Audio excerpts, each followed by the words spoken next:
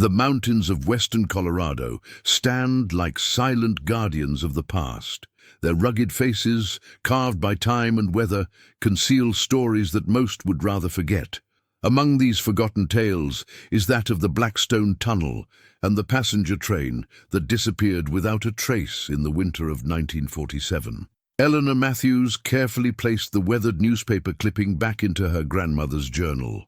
At 67, with silver hair pulled back in a neat bun, she had the patient demeanor of someone who had spent decades piecing together fragments of truth. The yellowed article showed a black and white photograph of the Western Express, gleaming with promise before its final journey. 47 passengers and crew vanished between Glenwood Springs and Grand Junction, leaving nothing but questions and grief. "I never thought I'd be back here," Eleanor whispered to herself, gazing out the window of her rented cabin at the snow-dusted mountains. The town of Pine Ridge hadn't changed much in the decades since she'd left. Still small, still overshadowed by the mountains, still harboring secrets. Her phone rang, breaking the silence. "Ms. Matthews, this is Thomas Reeves from Colorado Mining Resources. I received your message about the Blackstone Tunnel project." Eleanor's hand tightened around the phone. "Yes, thank you for calling back. I understand your company is leading the excavation?" "That's right, we're expanding operations in that area. The old tunnel's been sealed since 1947, Eleanor finished, "after the Western Express disappeared." A pause on the line. "You seem to know your local history." "My grandmother was supposed to be on that train," Eleanor said quietly. "She missed it because her car broke down on the way to the station. She spent the rest of her life collecting everything she could about what happened." Another pause. "I see. Well, we're breaking through the collapsed section next week. It's been sealed for over 6 decades. "I'd like to be there," Eleanor said, her voice leaving no room for negotiation. "This isn't just a mining operation to me, Mr. Reeves." Thomas cleared his throat.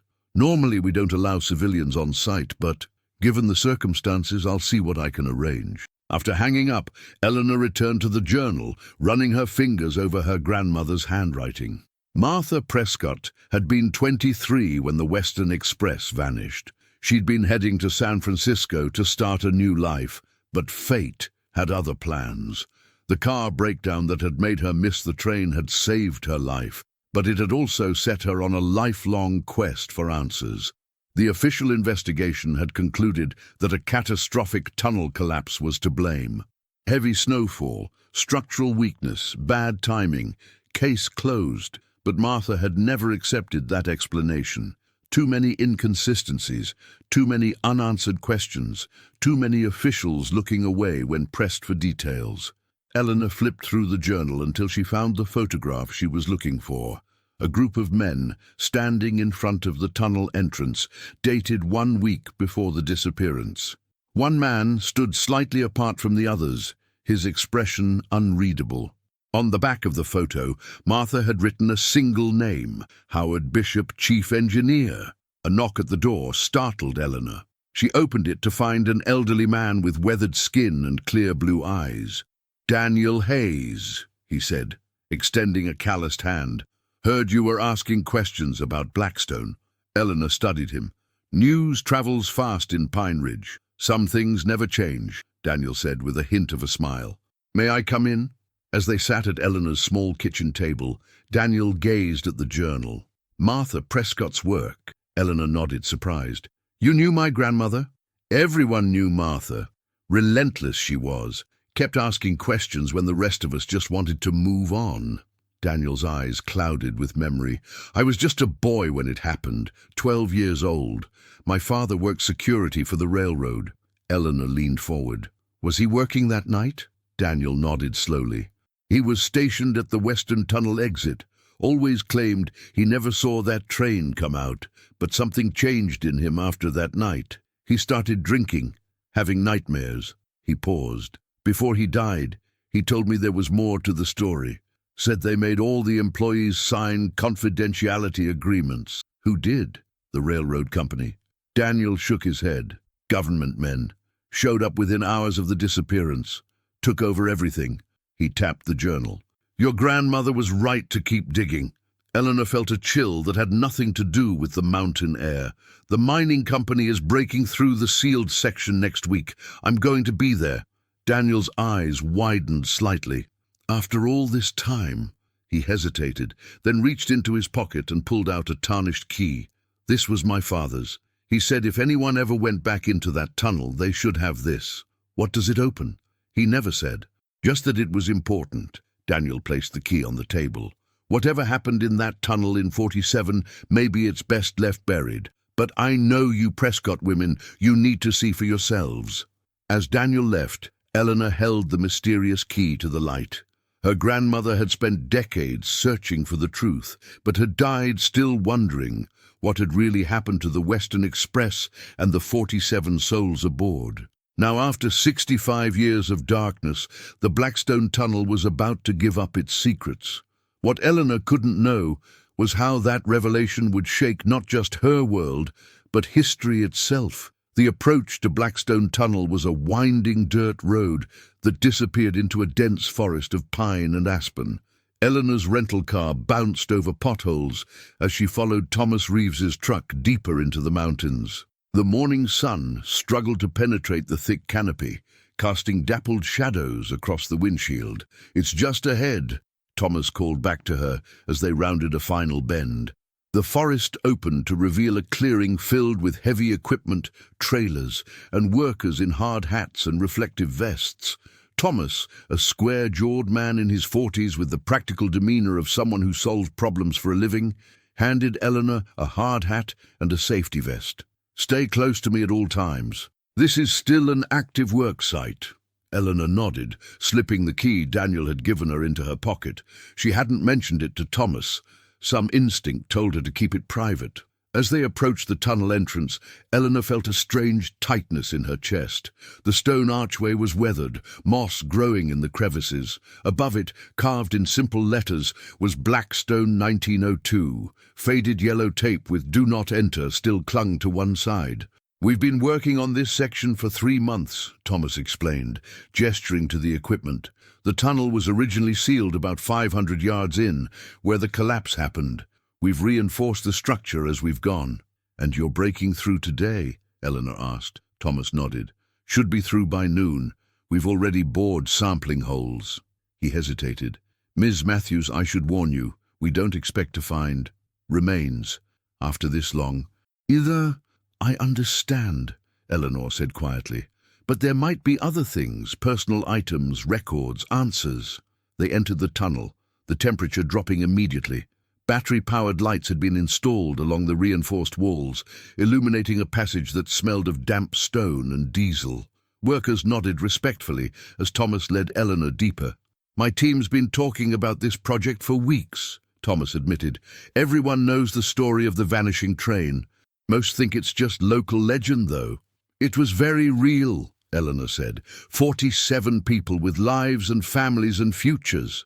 The tunnel stretched before them, a throat of stone swallowing light. After walking for several minutes, they reached a section where the character of the work changed. Heavy steel supports had been installed, and a massive boring machine sat poised before a concrete wall. "This is it," Thomas said. "The seal they put in place after the incident. Beyond this point is the collapsed section. We've been monitoring for structural issues, gas pockets, water, anything that might be dangerous." A crew of about a dozen workers were making final preparations. An older man with a salt and pepper beard approached them. "All set, Chief," he said to Thomas. "Final safety checks complete." Thomas introduced him as Jim Harkins, the site foreman. "Jim's family goes back generations in Pine Ridge," he added. Jim nodded to Eleanor. "My grandfather worked the railroad. He knew folks on that train." His eyes held a question. "My grandmother was supposed to be on it," Eleanor explained. "She missed it by minutes." Jim's expression softened. "Lucky break. Not many families around here got closure after that night." He turned back to Thomas. "We're ready when you are." The boring process was methodical and slower than Eleanor had expected. The machine ground against the concrete seal with a high-pitched whine, water spraying to keep down dust. Workers moved with practiced efficiency, communicating in short phrases drowned out by the noise. Eleanor found herself standing next to a young geologist named Mira, who was monitoring readings on a tablet. "Anything unusual?" Eleanor asked during a break in the noise. Mira shook her head. "Nothing unexpected. Some temperature variations, but that's normal this deep." She glanced at Eleanor. "You know, there are all kinds of stories about this tunnel. My grandfather used to say the mountain didn't want that train found." Before Eleanor could respond, a shout went up from the front. The boring machine had broken through. A cheer erupted from the workers, quickly hushed by Thomas raising his hand. "Let's do this by the book," he called out. "Air quality team first, then structural assessment."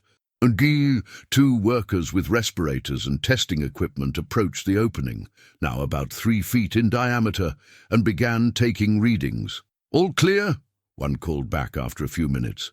"Oxygen levels normal, no methane, no carbon monoxide." Thomas nodded. "Structural team, you're up." Another pair moved forward with lights and equipment. Eleanor held her breath, watching as they shone powerful beams through the opening. After what seemed like an eternity, they backed away to confer with Thomas. "What is it?" Eleanor asked, unable to contain herself any longer.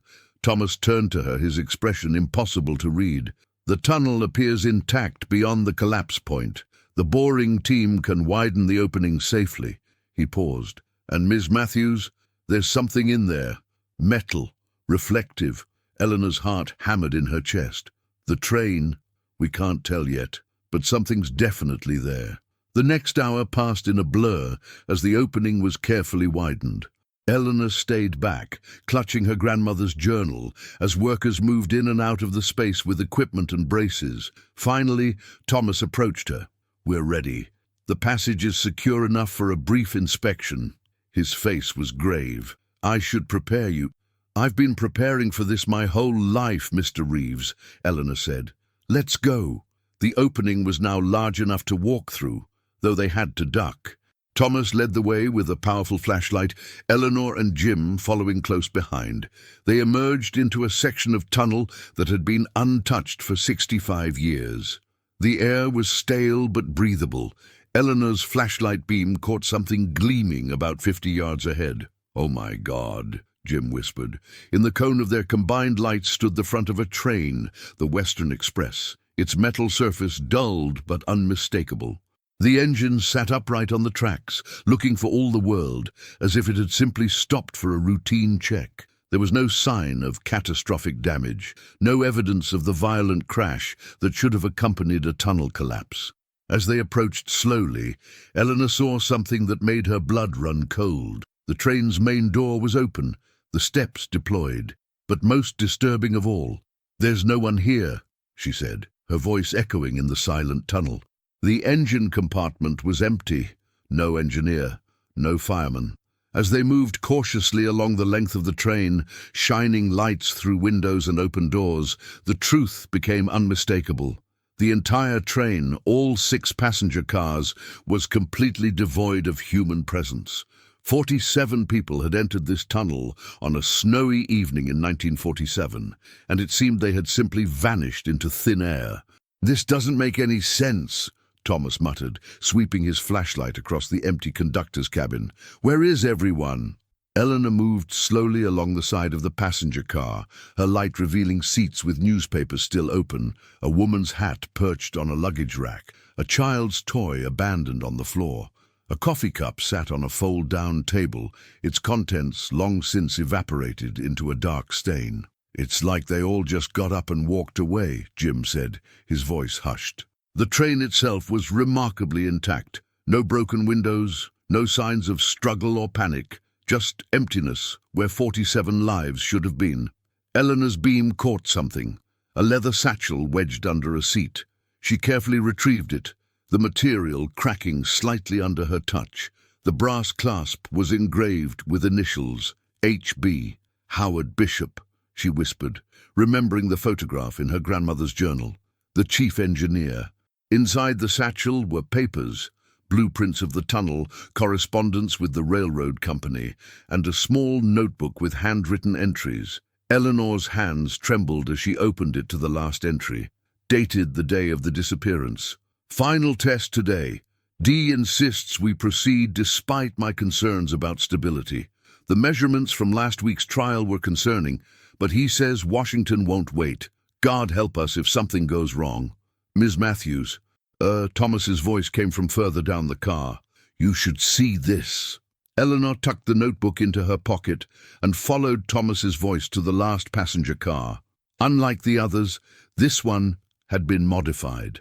The seats had been removed, replaced by what looked like scientific equipment, much of it unfamiliar to Eleanor, though she recognized early computer components and measurement devices. What is all this? She murmured.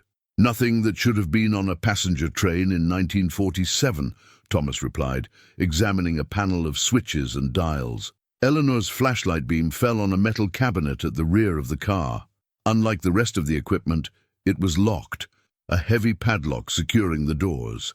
Something clicked in her memory, and she reached into her pocket for Daniel's key. What are you doing? Thomas asked. Testing a theory.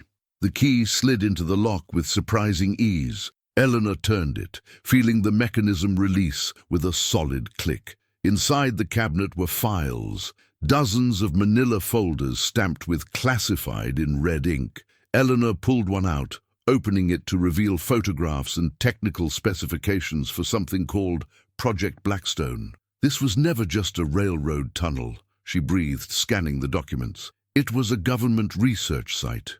As she flipped through the pages, the pieces began to fall into place. Project Blackstone had been a top-secret physics experiment, using the remote mountain tunnel as a testing ground for theoretical technology involving electromagnetic fields and what the documents called temporal displacement.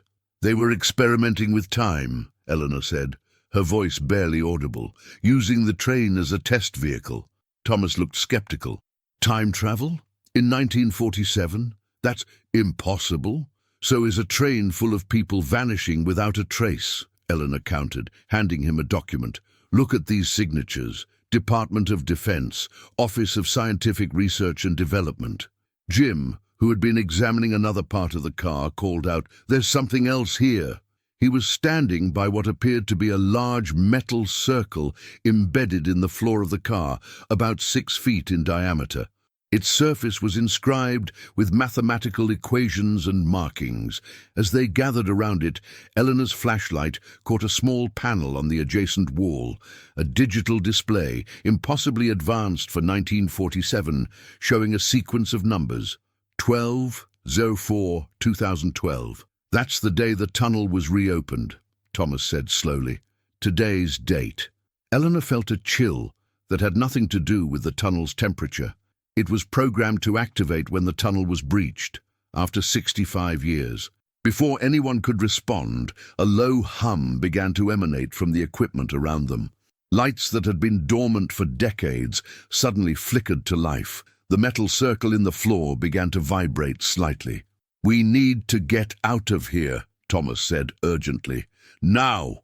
As they turned to leave, the tunnel entrance suddenly seemed impossibly far away.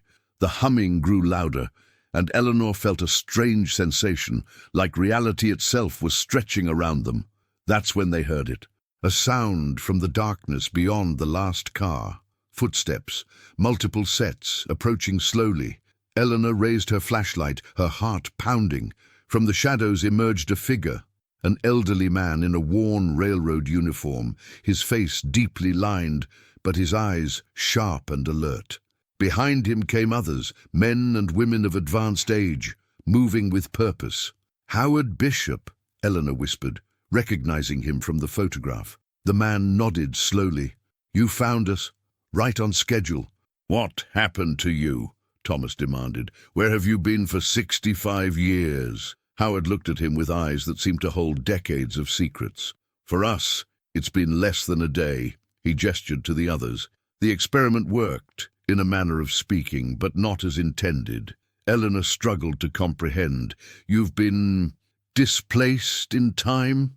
"Trapped," Howard corrected. "Caught between moments.